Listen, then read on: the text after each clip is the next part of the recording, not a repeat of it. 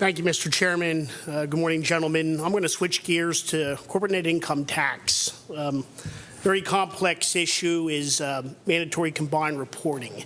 I know the governor is looking at implementing that in 2019, and maybe just an overview for the committee. I'd like you to I have quite a few questions here. How many other states currently implement mandatory combined reporting? That's the first question. What is mandatory combined reporting? How do you say it works? I know this is very complex, I know. What types of corporations are most impacted by it? Do they tend to be large or small businesses? Would this change impact any specific industries greater than others, particularly here in the Commonwealth? And has the IFO done any previous analysis in the past of the impacts of combined reporting and just how much revenue would be generated by doing so? I mean, I know I've seen studies where you might have to drop the tax rate, but I'll let you answer those questions. Yeah, so we have undertaken a few analyses of combined reporting and just base broadening generally. And just to go down your list of questions here, currently 24 states currently have mandatory combined reporting. Some have optional. Most recently, Connecticut and Rhode Island added combined reporting. Regarding what combined reporting is, it's really an attempt at base broadening. In particular, the perception is that income or profits might be shifted to subsidiaries or affiliates in other states, and that you combine them, make a unitary group, and then you apportion those to Pennsylvania or to another state. So it's an attempt to prevent profit shifting or income shifting. We've looked at this previously, and we had done a statistical analysis, and we also looked at a broad range of states who enacted combined reporting. And I'll just say really quick, there's a very good study by Indiana in 2016 that just came out.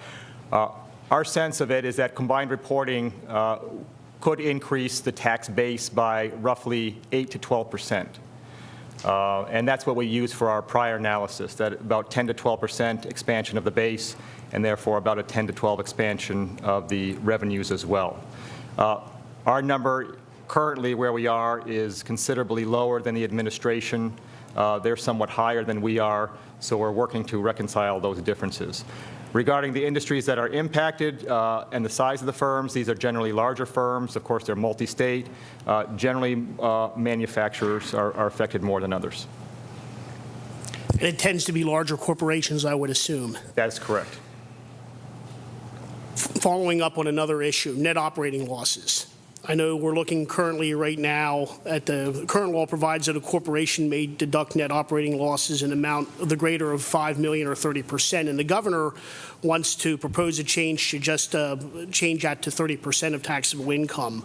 Once again, what businesses are impacted by the elimination of that $5 million cap in this proposed change? I mean, I think conceptually it's larger, but would the change, once again, would the change impact any specific industries greater than others? And have you done an analysis on this? I know we see figures. Maybe you can fill me in on that also.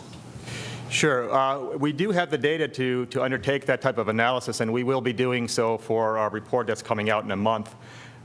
Without having looked at the data, though, I probably think the firms most likely to be impacted are actually smaller firms who can make allowance of that up to $5 million.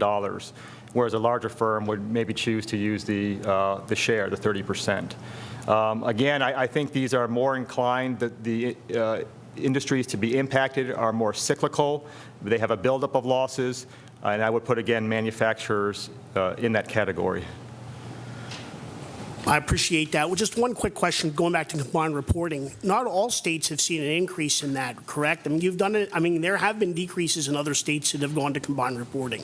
Correct. To my knowledge, Maryland, which had a pro forma reporting, was reporting losses for some years because of an influx of losses that were reducing revenues.